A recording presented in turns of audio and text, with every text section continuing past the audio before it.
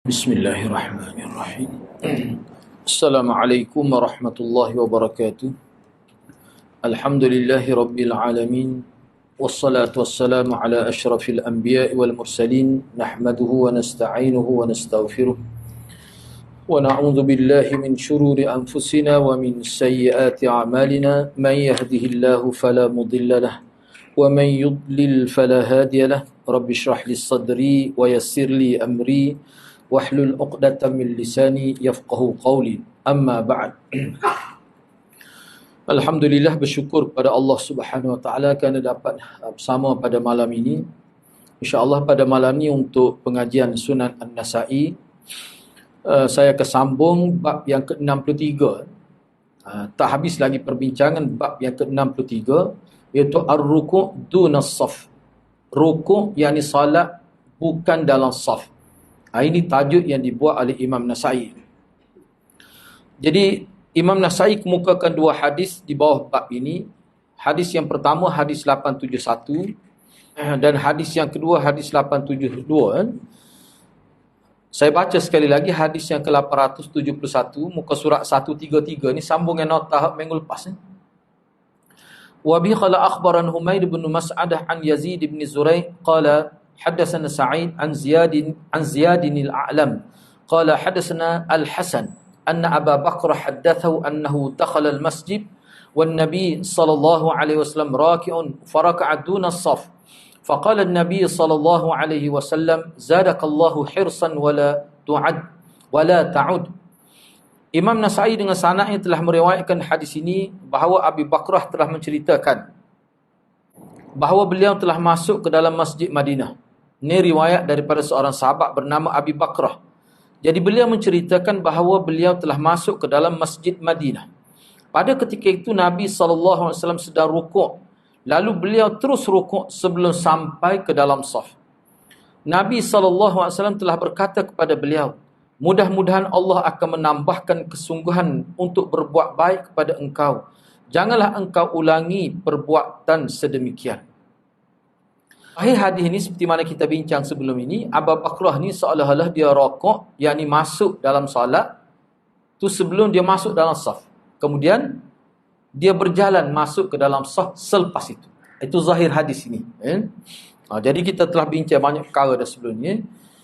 Cuba tengok poin yang ke-10 muka surat sebelah tu sebagai sambungan. Berdasarkan hadis ini juga ada pihak yang mengharuskan jika seseorang mendapati imam sedang rukuk, beliau boleh terus rukuk dan selepas itu boleh berjalan memasuki saf. Ada yang kata begitu. Antara dalil yang dipakai oleh mereka adalah hadis riwayat Imam At-Tabarani dalam kitab Al-Awsat beliau daripada Atha bahawa beliau telah mendengar Ibnu Zubair berkhutbah semasa beliau berada di atas mimbar. Apabila seseorang kamu masuk ke dalam masjid, orang ramai telah rukuk, maka rukuklah bersama mereka. Kemudian berjalanlah ke dalam saf.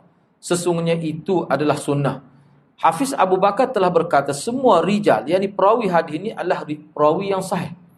Jadi hak ni inilah antara dalil bagi setengah ulama yang mengatakan boleh kalau berlaku dalam keadaan tertentu lah. Kita masuk dalam masjid, tiba-tiba tengok imam sudah rokok.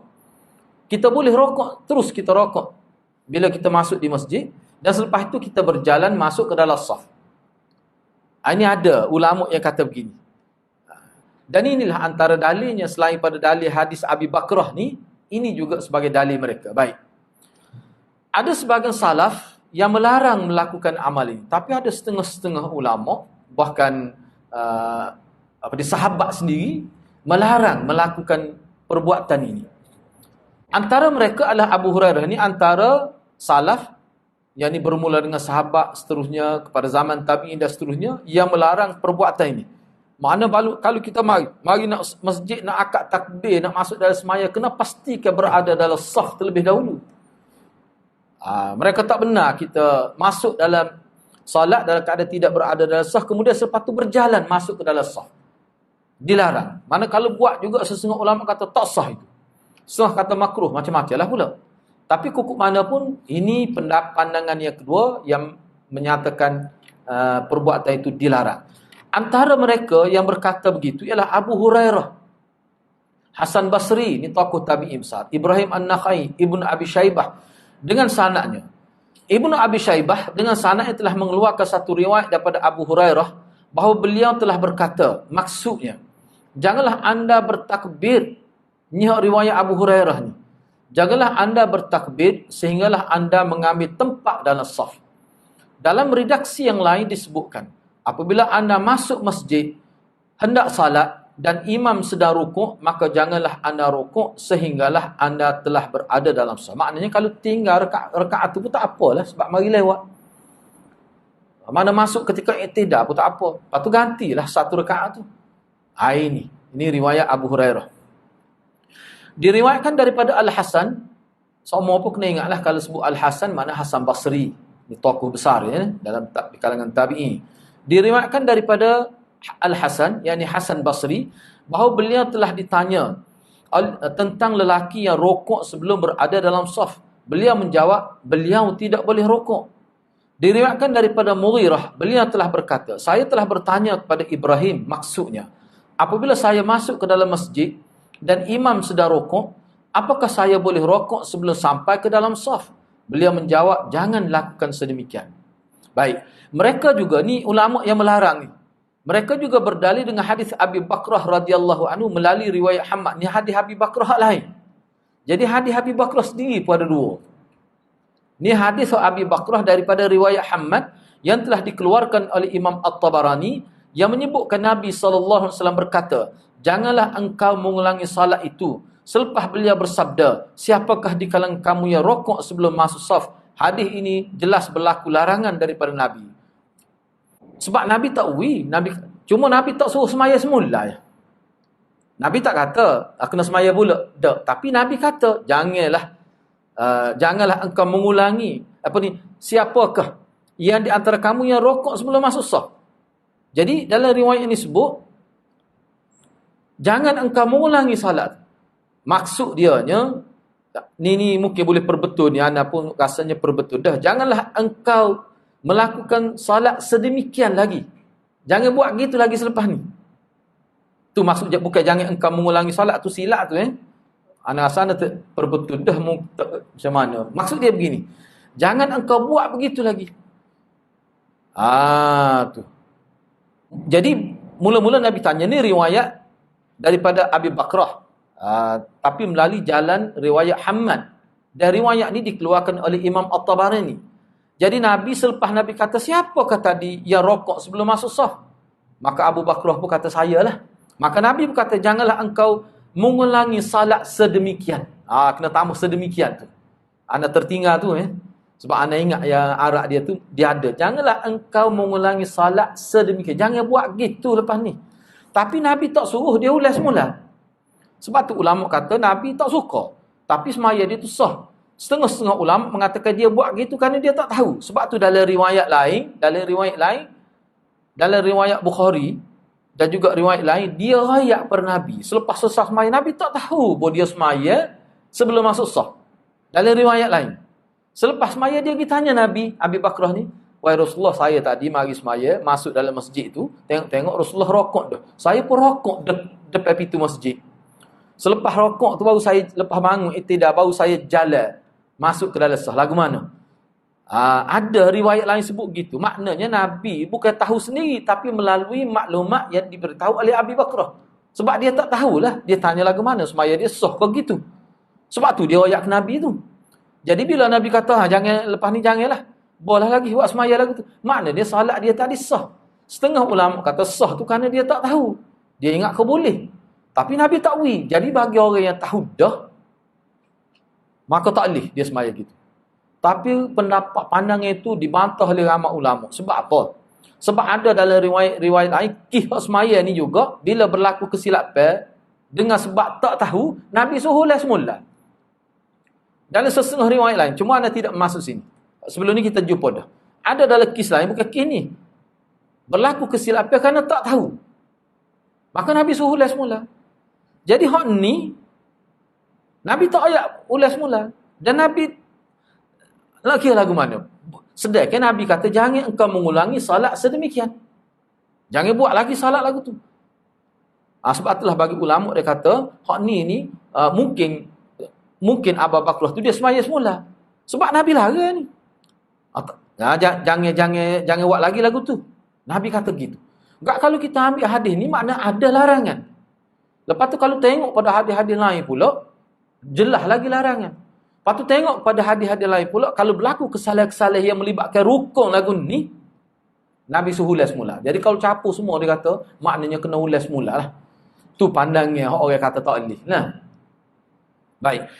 Antara dalil mereka lagi, hak kata tak boleh ni adalah riwayat yang telah dikeluarkan oleh Imam At-Tahawi dalam Syarah Ma'anil Athar dengan sanadnya daripada Abu Hurairah. Beliau telah berkata, Nabi SAW telah bersabda, maksudnya, apabila seseorang kamu datang untuk salat, maka janganlah terus salat kecuali jika telah berlaku dalam saf. Baik, kukuk mana pun di sini anda tidak catatlah. Kalau kita perhatikan di sini, maknanya zahirnya ada dua pendapat lah. Tapi sebenarnya pendapat yang ramai, bahkan yang mewakili jumhur lah. Sebenarnya tidak molek lah buat gitu. Jadi tidak molek tu apa maksud? Apakah salat dia sah atau khilaf pula di kalangan ulama. Ada kata sah tapi makruh. Ada kata tak sah. Lepas tu Abu Bakrah tu buat tu, moga dia tak tahu. Sebab tu dalam riwayat lain dia pergi tanya Nabi. Nabi kata jangan buat lagi lagu tu. Lepas tu Nabi tak suruh lah tu.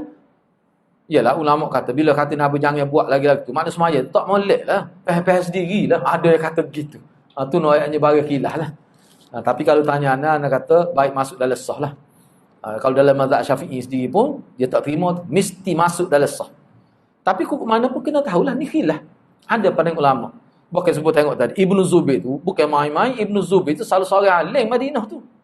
Abdullah bin Zubair tu. Tu antara abadilah. Sahabat Nabi nama Abdullah yang menjadi tempat rujuk. Ibnu Zubair. Abdullah bin Zubair itu. Dia kata sunnah lah. Tapi hadis tu walaupun Hafiz Abu Bakar kata hadis tu perawi dia sahih salih semua, tapi ada ulama petikan juga hadis tu. Cuma anda tidak sebut secara detail lah. Kukuk mana pun ni termasuk dalam khilaf. Sebabnya Hasan Basri. Sebab tu tokoh-tokoh lain. Kalau kita perhatikan tokoh-tokoh lain. Mana terima ni? Tokoh-tokoh lain. Mana bukan Abdullah bin Zubair saja. Tabi'i pun ramai terima. Tetapi kalau nak kira jumlah ramai. Hak kita pandang jumhurul ulama. Walaupun tak siapa mereka muttafaq alih. Tak siapa mereka ittifaq pun. Tapi jumhur lebih ramai. Semua mereka kata lebih molek masuk dalam sah. Termasuk Imam Syafi'i. Bahkan setengah ulama kata tak sah maya tu. Buat hijab lagu tu. Sebab ada setengah riwayat kata dia masuk dalam sajdah dalam keadaan rokok. Tu ulama kata lagi tidak menasabah. Jadi kita kena tahulah. Jadi bagi anak lah. Setakat anak baca dalam beberapa kenyataan lain. Walaupun perkara ni khilaf. Mana kita kena tahu. Bahawa kisah ni berlaku berapa kali. Apakah sahabat sebab berlaku lewat ni ada semua lewat mari semaya. Ada ke sahabat amal gitu. Kena tengok dari sudut tu pula. Betul lah Abi Bakrah menghadis ni sahih ni. Hadis Abi Bakrah ni. Dia semaya itu. Tapi apakah itu menjadi amalan? Moga mari lewat ni ada semua berlaku seraya. Moga ramai. Bukan mari maya sesah. Maya di Masjid Madinah penuh masjid. Ni ada semua lewat tu. Adakah ada sahabat amal gini? Jangan. Tak ada bukti tu. Jadi hak ni antara kisah terpencil juga mengikut setengah ulama. Tapi kukuk mana pun oleh kerana ulama ada juga yang kata bahkan sahabat tu Ibnu Zubair pun kata sunnah lah tu Ibnu Zubair kata. Sebab itulah anda mengambil kaedah dalam kisah ni walaupun kita kata ada sahabat buat seorang, 2-3 orang. Hak ramai lagu mana. Sahabat ni bukan 7 orang, 70,000 orang. Mengikut Hafiz Ibn Hajar. Paling kurang. Dia kalau mengikut Hafiz Ibn Hajar, dia letak sahabat ni jumlah dia antara 70,000 hingga 120,000. 70,000 paling sikit. Apakah ini menjadi amalan umum? Tidak. Itu jelas. Tapi kalau ada kata, saya nak ikut Abdullah bin Zubair. Ikut awak lah. Nah, kita tak nak kata apa tu. Gitulah. Baik, hadis yang kedua. Hadis yang ke-872 biqala akhbarana Muhammad bin Abdullah bin al-Mubarak qala hadatsani Abu Usamah qala hadatsani Al-Walid bin Katsir an Sa'id bin Abi Sa'id an Abi Hurairah qala shalla Rasulullah sallallahu alaihi wasallam yawma thumma insarafa faqala ya fulan ala tuhassinu salatak ala yanzuru al-musalli kayfa yusalli li nafsihi inni ubsiru min wara'i kama ubsiru bayna yaday Imam Nasa'i dengan sanad yang telah meriwayatkan hadis ini daripada Abu Hurairah, beliau telah berkata, pada suatu hari Rasulullah SAW telah salat. Apabila selesai salat, baginda bersabda, "Wahai si fulan, kenapa engkau tidak memperelokkan salat engkau? Kenapa musalli tidak meneliti salatnya? Bagaimana kualiti salatnya? Perbuatan salatnya adalah untuk dirinya sendiri. Sesungguhnya aku dapat melihat di sebalik belakangku sebagaimana aku dapat melihat di hadapanku." Maka Nabi kata, aku boleh tengok tadi ada orang semaya tadi tak molek semaya dia. Apa tidak ihsan dalam salat. Baik, itu maksud hadisnya. Jadi makna di sini Nabi mempertikaikan ada salat sahabat tu yang tidak betul. Bapa tidak fikir kepada kualiti salat. Salat tekan untuk kita, bukan untuk Allah, untuk kita, untuk kebaikan kita. Baik, yang pertama. Perbincangan daripada hadis yang pertama, hadis Abu Hurairah adalah sahih dan ia dikeluarkan oleh Imam Muslim dalam kitab sahihnya. Yang kedua, pemimpin wajar membuat teguran dan kritikan membina kepada rakyatnya apabila mereka mendapati ada berlaku apa-apa kesalahan dan kecuaian tugas, khususnya yang membabitkan urusan agama, lebih-lebih lagi yang berkaitan dengan salat. Pemerintah perlu membuat kaji selidik tentang situasi rakyatnya dari sudut pengamalan agama. Apakah mereka telah melaksanakan ibadat aini? Ni antara istilah ulama guna. Biasa kita dengar ibadat fardu ain. Ada juga yang guna istilah ibadat aini, yakni wujub aini yang bersifat peribadi. Apakah mereka telah laksanakan ibadat fardu ain dengan baik dan tepat sebagaimana anjuran sunnah? Dia kena menjadi agenda pemerintah tu. Dia kena buat kaji selidik tu. Tu. Yang ketiga, musalli perlu sentiasa sedar bahawa ibadat yang dilakukan, khususnya salat, adalah untuk kebaikan dirinya sendiri, bukan untuk Allah SWT. Salat yang dilakukan dengan lalai dan tidak menepati piawaian sunnah, ia tidak akan dapat membantu tuannya untuk mendapat kebaikan pada hari akhirat. Secara umumnya, setiap ibadat yang dilakukan adalah sebagai tanda syukur dan ubudiah kepada Allah Subhanahu Wa Taala. Ia wajar dilakukan dengan penuh bertanggungjawab demi untuk mendapat rahmat dan redha Allah Subhanahu Wa Taala. Seseorang yang menyedari hakikat ini akan sentiasa berfikir dan berusaha untuk meningkatkan kualiti ibadat dia. Sebab Nabi pesan benar tu, musalli kena jaga molek semaya dia. Semaya dia tu untuk dia sendiri. Maknanya Nabi nak ayat ni kena ada ilmu biar tepat, biar betul, biar banyak ilmu tu atas semaya ni. Khususnya fiqh salat tu lah. Yang keempat, harus bersumpah kerana Allah Subhanahu Wa Taala walaupun tidak diminta bersumpah jika difikirkan pada ketika itu ada keperluannya. Itu berdasar pada hadis ni sebab Nabi bersumpah. Sesungguhnya Nabi kata, "Inni ubsiru." Sesungguhnya aku boleh lihat. Sesungguhnya. Padahal Nabi tak kata gitu pun sahabat percaya. Aku boleh tengok. Kata gitu pun sahabat percaya je. Tapi tak. Nabi sebut sesungguhnya aku. Mana boleh kita bersumpah. Sesungguhnya aku demi Allah. Misalnya. Tu tak apa gitu. Boleh. Kita guna bahasa tegah. Bukan bersumpah dengan nama Allah. Boleh. Walaupun tidak diminta. Kalau rasa perlulah. Yang kelima. Hadis ni juga menyabitkan mukjizat Nabi SAW. Allah Azza wa Jalla telah mengurniakan kepada baginda SAW kemampuan melihat arah belakang sebagaimana arah hadapan. Berhubung dengan isu ini, dalam syarah Muslim ni, Imam Nawawi rahimahullah berkata, para ulama menyebutkan sesungguhnya Allah Subhanahu Wa Taala telah menjadikan pada bahagian belakang tengkuk Nabi SAW satu kemampuan untuk melihat khusus bahagian belakang. Dia tak kata ada mata atau tekak tu. Tapi kemampuan belakang tu boleh lihat walaupun tak ada mata. Itu dia panggil idrakul ibsar. Idrak mana kemampuan untuk melihat. Sebetulnya perkara yang mencari adat yang berlaku kepada Nabi SAW lebih daripada ini. Ini kecil ini, lebih pada ni pada lagi. Kita tidak boleh menolak perkara ini secara akli. Nak guna akal sini tak boleh. Kerana ia jelas berdasarkan syarak. Kita wajib mempercayainya dengan iman. Ini kata Imam Nawawi.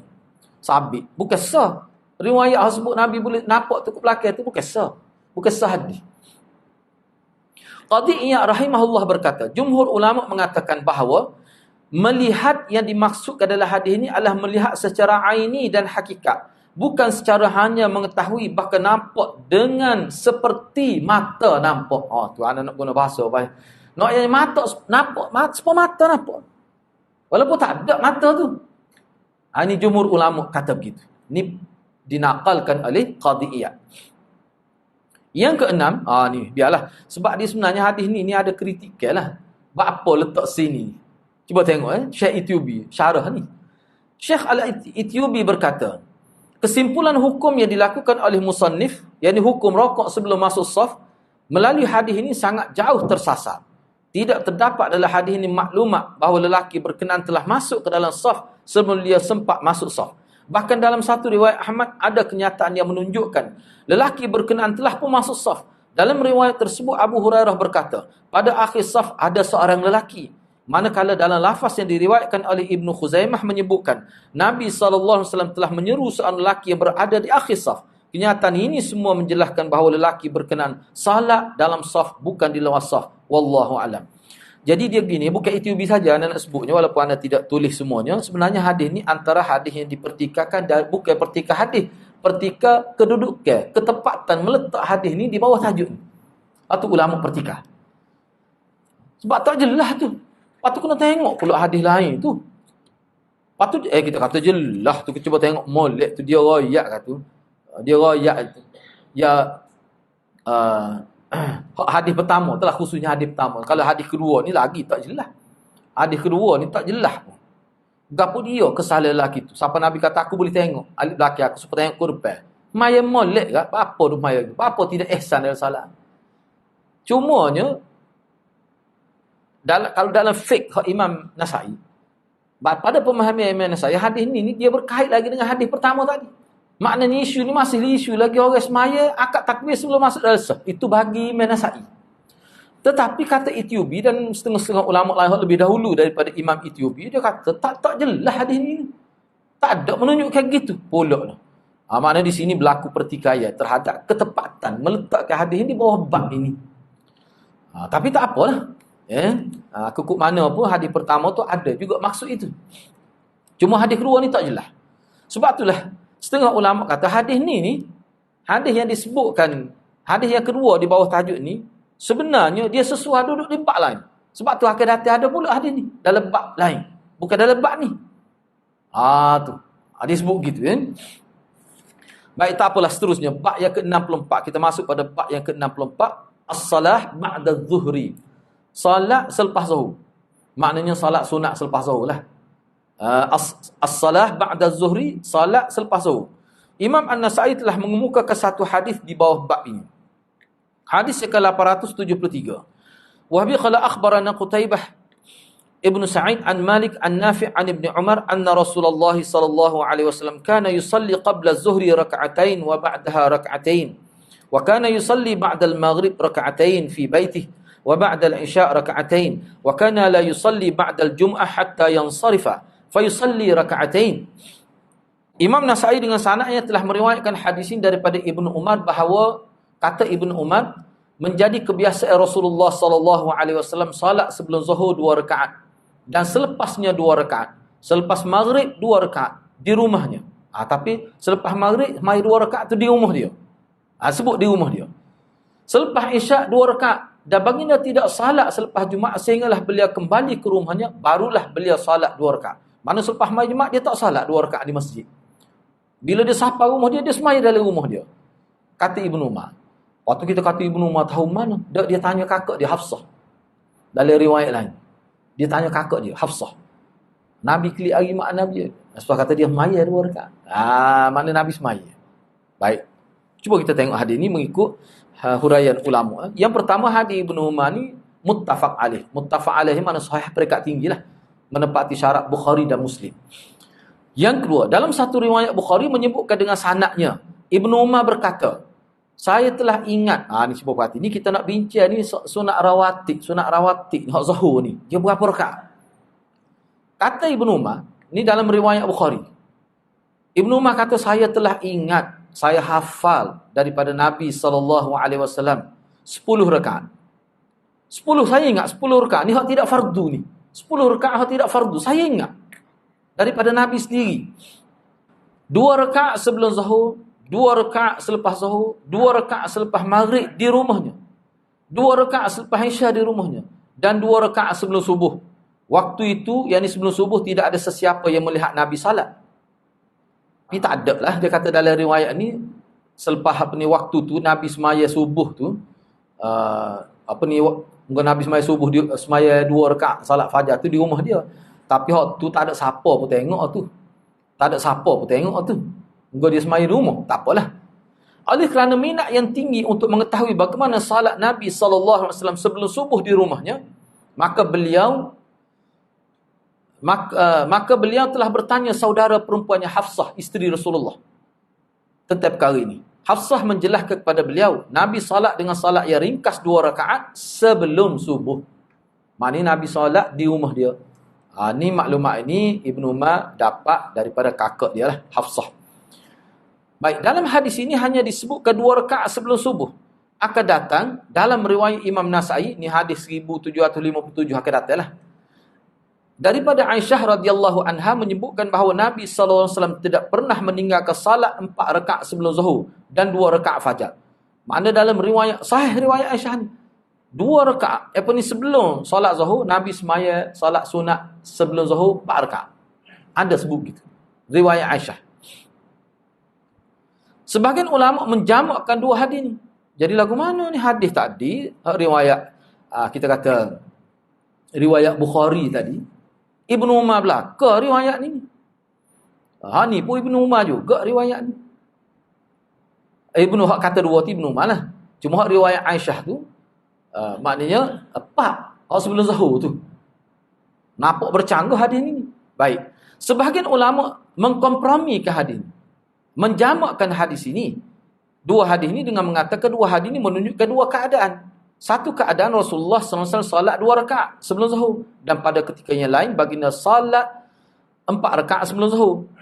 Jadi ada juga ni anda sebut ringkas ni, ada setengah ulama kata Aisyah sebut tu hadis semaya rumah dia. Hak Aisyah sebut kata Nabi semaya 4 rakaat sebelum zuhur tu rumah dia. Hak Ibnu Umar sebut Nabi salat sebelum zuhur 2 rakaat, hak tu di masjid. Patut ada lagi riwayat lain Nabi semaya zuhur di rumah, di masjid 2 rakaat. Sebab tu ulama kata moga ni kita nak buat berapa pun boleh, moga ada berlaku. Nak buat 2 boleh, nak buat 4 pun boleh, moga ada berlaku. Itu dia punya kelebihan bila kita tahu tu. Tak boleh kita nak tahu hadis tu sebab sahih kedua-dua ni. Apa yang disebutkan oleh Ibnu Umar adalah apa yang beliau lihat, dan apa yang disebutkan oleh Aisyah adalah apa yang beliau lihat perbuatan Nabi di rumah. Jadi hak Ibnu Umar sebut tu hak dia nampak. Gak Ibnu Umar tidak duduk rumah Nabi. Ibnu Umar dia nampak tu hak dia nampak di masjid 2 rakaat ya. Hak Aisyah sebut tu hak dia nampak Nabi buat di rumah. Jadi salat 4 rakaat sebelum zuhur adalah amalan kebiasaan Nabi SAW. Ini mengikut Abu Ja'far At-Tabari. Kata Imam Tabari. Jadi Imam Tabari ni antara ulama yang lebih cenderung mentarjihkan hak kebanyakan Nabi buatnya 4. Dia tidak menafikan hak 2 rakaat tu. Dia kata hak kebanyakan Nabi buat salat sunat selepas zuhur ni 4 rakaat. Lepas tu 4 rakaat tu lagu mana tu? Tu perbincangan akan datang panjang juga tu. Ana tak sempat nak tulis lagi tu. Cuma ana nak baca-baca tu. Bincang parut juga tu. 4 rakaat tu sah salah kau buat 2-2 tu. Bincang parut pula tu di kalangan ulama. Hak ni dulu Jadi kalau mengikut Abu Ja'far At-Tabari, Imam Tabari, dia kata 4 rakaat sebelum zuhur tu hak ni kebanyakan Nabi buat gini. Dan salat 2 rakaat sebelum zuhur tu tidak menjadi kebiasaan. Ada juga Nabi buat, tapi bukanlah banyak, qalil dia kata. Aksarnya adalah 4 rakaat. Tu kata Imam Abu Ja'far At-Tabari. Yang ketiga, dikaitkan salat 2 rakaat Rasulullah sallallahu alaihi wasallam selepas maghrib dan isya di rumah. Selain maklumat ini terdapat dalam riwayat Nasai, hak ni juga terdapat dalam riwayat Imam Bukhari. Sebab ada Nabi salat sunat maghrib selepas maghrib dan salat sunat selepas isya Nabi buat di rumah dia. Hak ni bukan dalam Nasai saja ada, dalam Bukhari pun ada. Maksudnya apa dia? Hak ayat sininya bahawa di zaman Nabi bukan semua sahabat melakukan salat selepas isyak dan salat selepas maghrib di rumah, bukan semua. Cumanya ada Nabi buat gitu. Sebab itulah kita kena faham Nabi buat gitu, muka rumah dia tu sambung dengan masjid. Sambung dengan masjid. Ada setengah-setengah sahabat tu rumahnya jauh. Setengah tu kalau dia mari maghrib dia tak keliknya isyak. Kalau kelik nak mari pula sebuah salah. Bagi sahabat-sahabat gini, hak rawatib dia mari di masjid belaka. Enggak benar tu boleh belaka. Tapi janganlah. Cuma ulama mau peringatkan takut putus tu. Takut putus tu, mualak dia tu. Ni kalau jauh lajak. Nak sapa rumah kita tu 5 menit traffic light, kat traffic light lama kat lah. Kena kadang-kadang duduk traffic light nak sapa ke warna hijau tu kena 4 kali merah dulu. 3 kali merah, lambat kat lah tu. Dalam kis-kis lagu tu supaya tidak terputus tu, ni singgah beli nak pula. Baik mayah lalulah. Lepas Isyam mayah lagi. Takut putus tu. Itu memang dibincang oleh ulama-ulama fake. Jadi kalau kis Nabi ni moga dekat. Moga pintu tu contohnya kata ni mihrab. Kan pintu duduk alik tu ya. Dia panggil Khawfah. Nabi buka pintu masuk bilik Aisyah. Enggak tidak jauh. Situlah yang kita kata di Raudah tu nah, di Raudah tu. Jadi molek buat lalu takut tinggal. Yang keempat, sebab dalam hadis ni bila Ibnu Umar sebut bahawa Nabi ni hak semaya zuhur dia tu 2 rakaat sebelum zuhur dan 2 rakaat lepas zuhur. Di akhir hadis ni dia sebut pula tentang semaya Jumaat. Nabi tidak semaya 2 rakaat selepas Jumaat kecuali dia semaya di rumah dia. Apa sebut pula? Pada sebut dah zuhur. Sebut pula Jumaat. Kalau Jumaat Nabi semaya di rumah dia, tak semaya di masjid selepas Jumaat. Mana ada 2 rakaat tu? Salat rawatib lepas Jumaat. Hak sebelum Jumaat tu je. Tu pun berlaku khilaf juga, tapi kebanyakan ulama kata tak ada sebelum Jumaat. Misalnya antara Imam Tirmizi. Imam Tirmizi kata nak ada one. Jelas dalam hadis. Imam Tirmizi kata Nabi ni bila masuk waktu Jumaat, dia keluar daripada pintu rumah dia, dia naik atas mimbar, terus dilakukan azan dan dia khutbah lalu. Tu dalam riwayat. Imam Tirmizi kata kalau kita tengok hadis tu bukan sah, hadis tu sahih. Kok mana tu ada solat 2 rakaat sebelum Jumaat? Bagi yang kata ada, dia kata hadis tu lah hadis hak sore Nabi sedang khutbah. Nah, mari seorang sahabat masuk, Nabi kata, "Qum."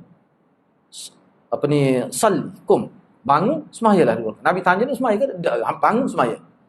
Itu antara dalil yang kata ada. Banyak tu dalam perbincangan. Kalau dalam Tuhfatul Ahwazi syarah Imam Tirmizi tu dia bincang banyak.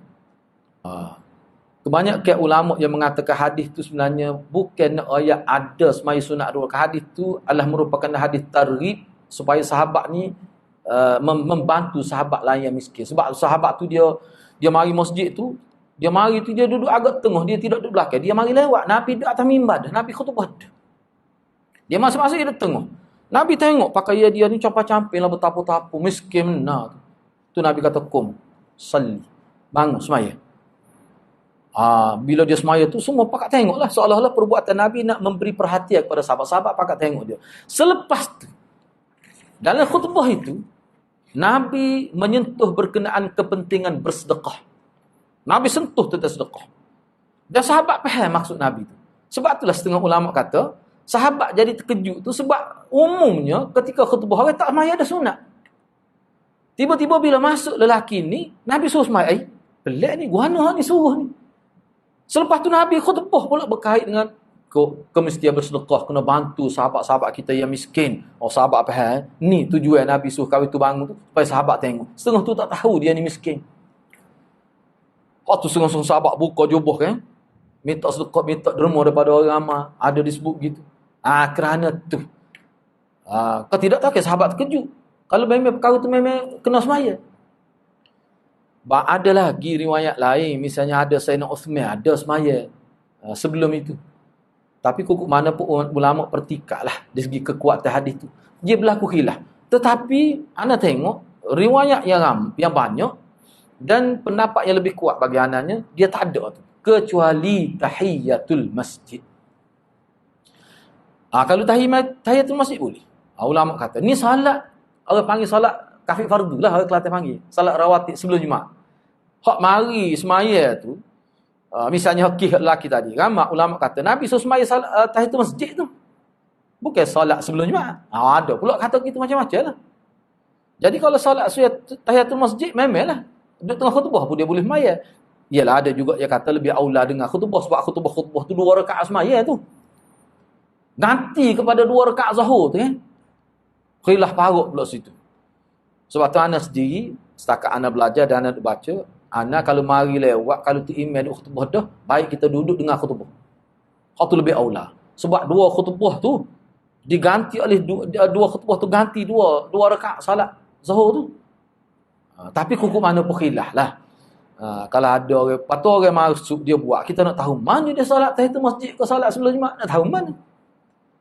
Tapi hukum mana pun khilaf. Bila kata khilaf, di zaman sahabat lagi khilaf. Tu. Zaman sahabat ada khilaf dia. Kalau ada khilaf, maknanya atas kita lah setakat kita belajar pendapat mana yang pada fikiran kita lebih kuat, kita ambil pendapat tu tak apa, tanpa kita mempertikaikan amalan orang lain. Ana ambil pendapat tu lah. Sepanas dia, ana tak buat dah. Kalau mari tu imam duduk khutbah dah, lebih aula kita dengar khutbah daripada imam itu. Itu ana berpendapat gitu. Ana lebih suka begitulah. Tapi kalau kita nak salat tahiyatul masjid pun tak ada masalah, kerana masuk dalam bab khilaf. Baik. Seterusnya, baik, cuba kita tengok di sini poin yang keempat. Kenapa Ibnu Umar menyebutkan tentang salat sunat 2 rakaat selepas Jumaat dilakukan di rumah, selepas menyebutkan Nabi melakukan solat 2 rakaat Zuhur di masjid. Nabi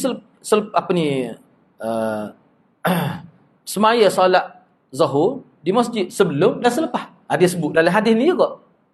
Tapi dalam hadis ni juga akhir sekali dia sebut, tapi Nabi tak semaya 2 rakaat selepas Jumaat di masjid, dia semaya di rumah dia. Apa dia sebut gitu? Baik, kata Ibnu Battal. Ibnu Battal menyebutkan sebabnya. Ini pandangan Ibnu Battal. Dia kata salat Jumaat adalah ganti kepada salat Zuhur. Daripada 4 rakaat, bila salat Jumaat jadi 2 lagi diganti dengan khutbah. Maknanya salat tu 2 lah. Baik. Jika dilaksanakan 2 rakaat di masjid, berkemungkinan ada yang menyangka ia sebagai ganti 2 rakaat Zuhur. Takut ada yang kata begitu. Kebimbangan kepada sangkan itulah maka Nabi SAW salat sunat 2 rakaat selepas Jumaat di rumah. Ni kata Ibnu Battal lah. Jadi sebenarnya ramai yang setuju dengan pandangan Ibnu Battal, sebab zaman ni syariat masih lagi belum lengkap, masih berlaku. Boleh jadi ada nasah, ada mansuh, boleh jadi sudah berlaku hazaf yang dulu, sebab Nabi ada lagi. Sebab tu ulama kata kalau selepas Nabi wafat sudah jelas dah, tak ada dah. Sudah jelas bahawa boleh semaya sunat selepas Jumaat 2 rakaat. Itu jelas, tak tukar dah. Tidak kata nak tampung sebab 2 rakaat Zuhur tu diganti dengan 2 khutbah, boleh hadir masa nera ke masa khutbah tu jadi tak sempurna. Ganti pula dengan 2 rakaat. Tu sebagai nak ganti. Tidak, itu bukan ganti Zuhur tu, itu salat sunat rawatib lepas Jumaat. Dia nak ayat tu. Tu kata Ibnu Battal. Baik, perbincangan lebih terperinci berkenaan salat rawatib insya-Allah pada bab khusus akan datang. Sini kita bincang ringkas sebab akan datang dia ada bincang khusus bab salat sunat rawatib. Atau bincang situ. Ni secara ringkas saja. Baik, bab yang ke-65 ni kita bincang minggu depan sebab bab ni bab yang ke-65 as-salah qabla al-asri wa dhikru ikhtilaf an-naqilin ala Abi Ishaq fi dhalik. Salat sebelum asar, yakni salat sunat sebelum asar, dan perbincangan ikhtilaf, yakni perbezaan pandangan ulama yang dinukilkan daripada Abu Ishaq tentang masalah ni. Masalah semaya sunat sebelum asar. 2 ke? 4 ke? Ke lagu mana? Ni khilaf. Khilaf ni kerana riwayat Abi Ishaq As-Sabi'i. Riwayat ni panjang lebar perincian. Kita akan bincang panjang lah sebab dia kata kena bincang panjang ni. Jadi anaknya sempat baca saja, tak sempat nak pilih poin lagi. Waktu kita bagi minggu hadapan lah insya-Allah. Jadi ana setakat itulah dulu. Mudah-mudahan Allah SWT berkati kita semua. Aku lu qauli hadza wa astaghfirullahal azim li wa lakum. Assalamualaikum warahmatullahi wabarakatuh.